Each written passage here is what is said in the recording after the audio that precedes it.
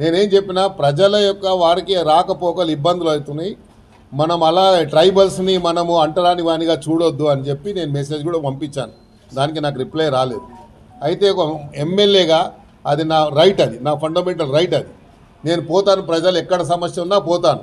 ఇలా కాదు ఇంకా 100 కేసులు పెట్టినా నేను పోతాను. వీళ్ళ మీద అధికారుల మీద నేను ప్రివిలేజ్ మోషన్ ఇస్తున్నా. ఎందుకంటే నా నియోజకవర్గానికి పోవద్దని చెప్పడానికి వాళ్ళు ఎవరు? వాళ్ళకి ఏం అధికారం ఉంది? కాబట్టి నేను ప్రివిలేజ్ మోషన్ కూడా ఇవ్వబోతున్నా వాళ్ళ మీద. ఎందుకంటే ఇలాగా అద్దుమీరి ప్రవర్తిస్తూ ఉన్నారు. అద్దు ఎంత ఉందో అంత పని చేసుకుంటే వాళ్ళకు మంచిది, మాకు మంచిది. అధికారులు ఏదైతే డిపార్ట్మెంట్ పరంగా అది ఉంటే అక్కడ మీరు ఎవరిని ఇన్వాల్వ్ చేయలేదు. ప్రధానంగా జిహెచ్ఎంసీ ఇన్వాల్వ్ చేసేది ఉండే. ఈవీడీ ఏమంటే నీకు జీపీఏ ఇవ్వలేదు, ముఖ్యమంత్రి గారు రైట్ తీసుకొని మొత్తం హైదరాబాద్లో నీ ఇష్టం వచ్చినట్టు చేసుకోమని చెప్పలే.